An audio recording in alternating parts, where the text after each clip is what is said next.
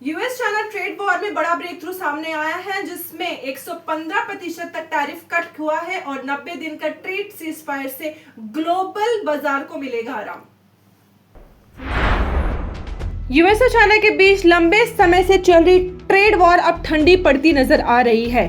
दोनों super powers ने अपने रेसिप्रोकल टैरिफ में 115% की भारी कटौती करने और 90 दिन तक के नए ट्रेड मेजर्स लेने का एग्रीमेंट किया है। यह फैसला जिनेवा में हुई क्रूशियल बातचीत के बाद लिया गया, जिसमें दोनों देशों के सीनियर ऑफिशियल्स ने हिस्सा लिया।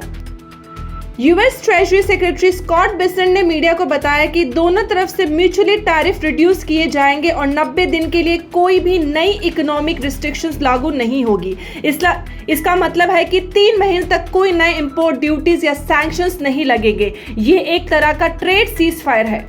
हम चाहते हैं कि चाइना अपने मार्केट्स को यूएस प्रोडक्ट्स के लिए और ज्यादा ओपन करे। इस डील का एक मेजर मकसद है कि चाइना को एनकरेज करना है कि वो अमेरिकन गुड्स और सर्विसेज के लिए फेयर और ट्रांसपेरेंट एक्सेस दे। जानते हैं इस डील से क्या फायदा होगा।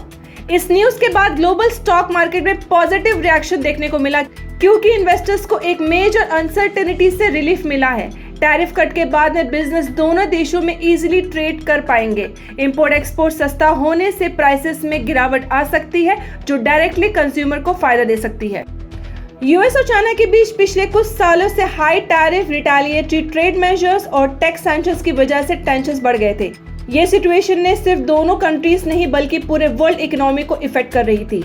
जानते हैं आगे क्या हो सकता है। अगले 90 दिन तक बहुत क्रूशियल होंगे। अगर सब कुछ स्मूथली चला तो परमानेंट ट्रेड डील बनने की चांसेस बढ़ जाएंगे, लेकिन अगर किसी भी टैरिफ से कंडीशन वॉयलेट हुए तो टैरिफ वार दोबारा शुरू हो सकता है।